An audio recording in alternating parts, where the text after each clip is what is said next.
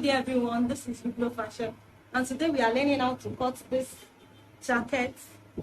So the collar, you can make the collar stand like so, and if you want it to relax, it can relax as well, anyhow you like it.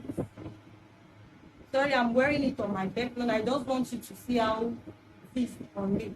So if you like this video, you can give it a thumbs up, you can subscribe, and as well share with your friends. So this is the back side of the jacket, and I measured from the shoulder, I measured the upper bust, the nipple point,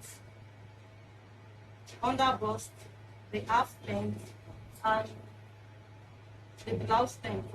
So the upper bust of this person is 7, the nipple point is 9.5, the under bust is 12.5, half length is 16.5, then the blouse length is 25 inches.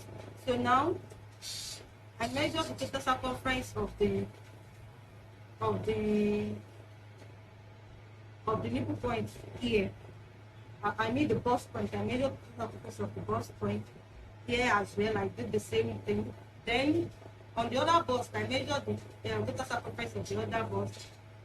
On the half length, I measured the total circumference of the half length, and I measured the hip, total circumference of the hip at the blouse, at the top length, and the jacket length. That's why I measured the hip. Plus sewing allowance of 2 inches. Then here I come out with additional 1 inch because of the armhole. So I forgot to tell you, every fabric must be on fold. That is, our body part is divided into 4 pieces. So now this is, I assume this is into 2 folds. That is, I folded it into 2. You get to know it better when I place it on the fabric. So now on the shoulder is 15 inches rather. So divided by 2 is 7.5. I measured 7.5 for the shoulder. Then I measured half inch here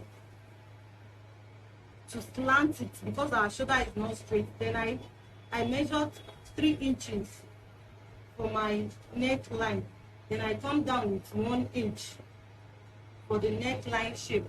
Then here at the down part, where I use the blouse measurement, I come up with 1 inch. Then I slant it. Then for the, now I measured my nipple to nipple measurement, which is 4 inches. So I started from the nipple point, I rule it down, the 4 inches, I chalk it down to the jacket length. Then on the half length, I measured half inch, that's for the dart. I measured half inch on the right side and half inch on the left side. After I measured that on the nipple to nipple, you know I said the nipple to nipple is 4 inches, I first rule out 4 inches, then I measured half on both sides. Then I now slant it to my nipple point. I did likewise for the other side. Then for the down part too, I did the same for the down part. So now after the nipple point, for the joining, sorry I forgot to short this out. After that, I'll come out here by half an inch. So just slant it like so. I'll give it a slant shape. That is, if I measure up here, I'll come out here by 1 inch. Then the half inch will come up like so. So this is just for the joining of these 2 parts. You know I said it's on fold, it should be in 2 parts. So this is just for the joining of the 2 sides. Then this one, the shape will just be slant so that it will lay very well at the back. So now I'll cut off this side and this side. So now I transfer the back to the front side. But I did not make use of the nipple to nipple. I did not make use of this start because I wanted to have set that. So I forgot to tell you that I added 2.5 inches sewing allowance instead of 2 inches because of the dart, and I added half inch for the dart allowance there. So now I measured my nipple to nipple as well for the front, which is 4 inches. I rule it to the jacket length. Then On the half length, I measured half on both sides, that is on the right side and on the left side. I measured half inch. So I now, instead of it to have like triangular shape here, because I want it to have pieces that, so I ensured the triangular shape up to the nipple point, then gave it a curved shape back to the armhole side, like so. So let me explain how I came about the armhole shape. Then I measured 7 inches for the armhole. I rule it, I connect it to the shoulder, like so. You can see the shape there. Then from there, I measured 4.5 inches here. And since I'm not using French cuff for the armhole, so I measured from this angle, from this sharp part, I measured 1 inch. Then I cuff it to that 4.5 inches, like so. Then this, from here, from that 4.5 inches, I measured 2 inches. So this 2 inches is what I connected this one to. I hope you understand what I'm trying to explain this. Then from this 4.5 again, I connected this one that is coming from that measurement, from the nipple to nipple measurement, and I'll trace it up and connect it to the 4.5. So that's how I'm able to get all this shape. Then this one, the half inch I told you I measured them, I ruled the half inch down. You're not giving me a sharp shape down. I'm not using, it's a precise that. So that's why I'm coming down with that half inch on both sides. So for the upper part, like I did for the front part and for the back side, I measured half inch from the shoulder, because our shoulder is not straight, it's slant. So I slant it to the neckline, like so. Then from there I measured my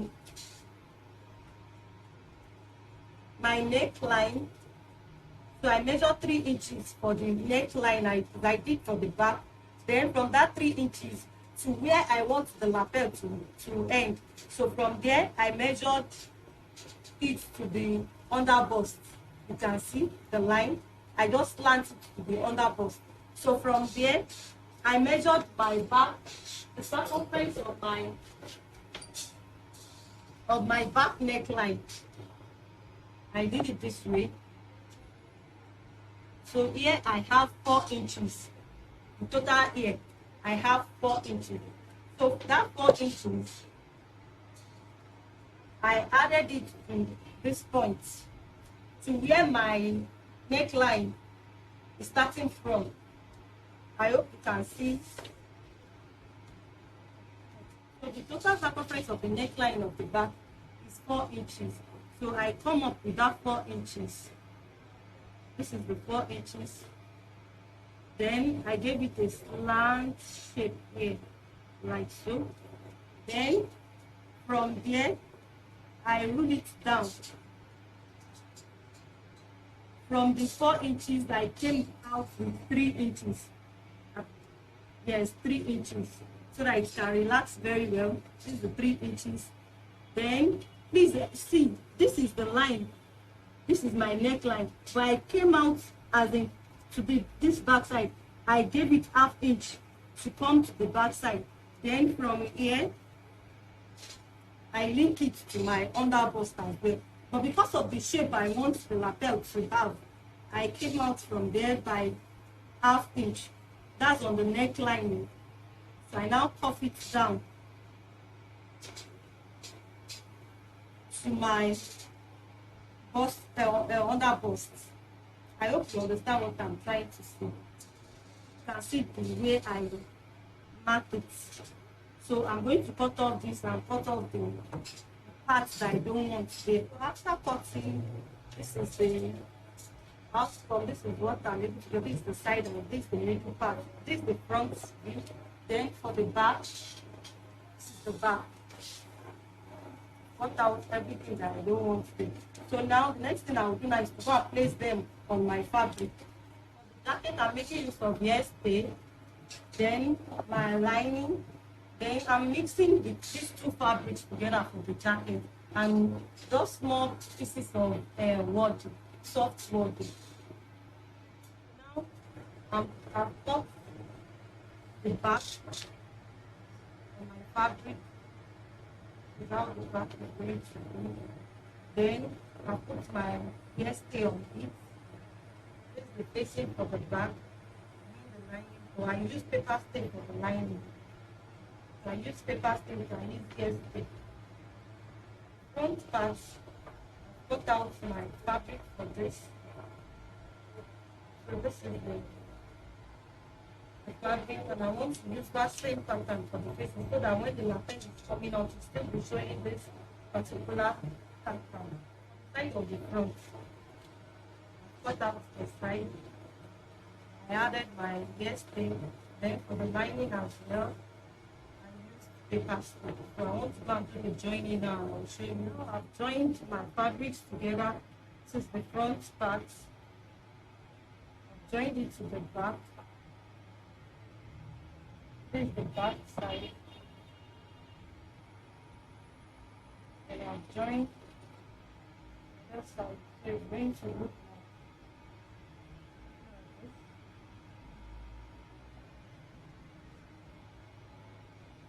So I've joined my lining. This is my lining.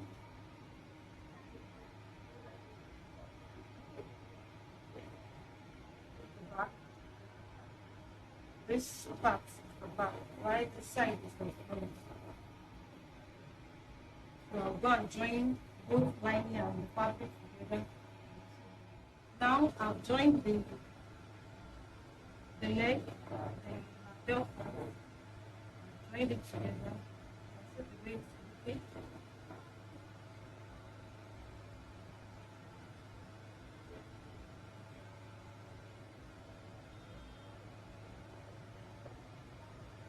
And I've done likewise for the lining.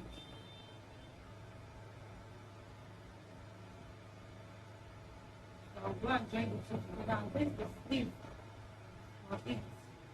This is the lining. Then this is the sleeve. I want this to be at the back as well. The inside, you can see this is the finished work.